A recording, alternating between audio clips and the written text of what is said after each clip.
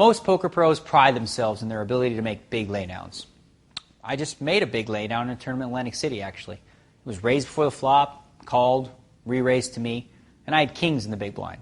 Now, I wasn't about to mess around with the hand, so I decided to just re-raise again. Well, the first two players folded, but the last player went all in. It was like, oh no, I thought. Does this guy really have a pair of aces? After giving it some serious thought, I finally decided to fold the second best possible hand before the flop. Now, that is a big laydown, right? Was I right? Well, unfortunately, the player showed me his hand, and I saw that he had pocket queens. So much for my big laydown. I outsmarted myself and missed out on an opportunity to double my money as a 4-to-1 favorite. Therein lies the problem with these big laydowns. When you're wrong, it is a statistical nightmare. Having said that, if you never fold the best hand, then you're probably calling too much. You want to try and avoid paying off bets where it doesn't look good for you, but sometimes your hand is just too strong to fold. For example, let's say you're playing limit hold'em and started with king 10 of hearts.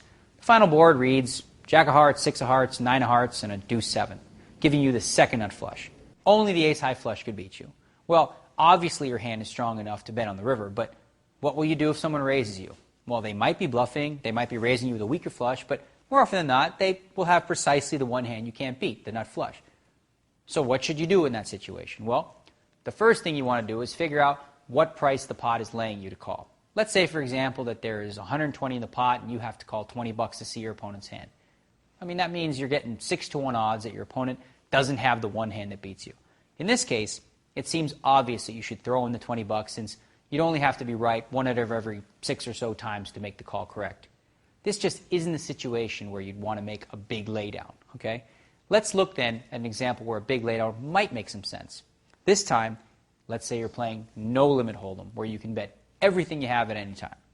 You started the hand with ace 9 of spades, and the final board reads queen 7-7, jack deuce with 3 spades out there.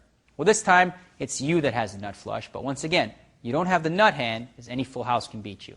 In this example, let's say you're up against a very conservative player, and you decide to bet the size of the pot, well, $30. That leaves you with 250 more left in front of you.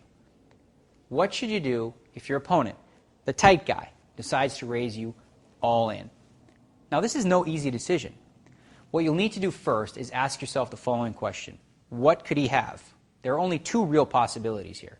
You know he doesn't have the nut flush, since you do. So that must mean he either has a full house or he's running a bluff.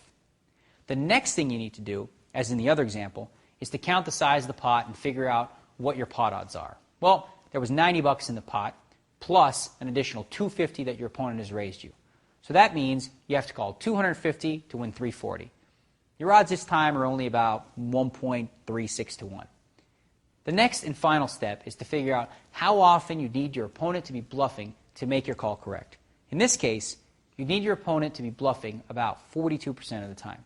Confused yet? Okay, well, the good news is that you don't have to be that precise with your math. All the math does is help you ask yourself that final question.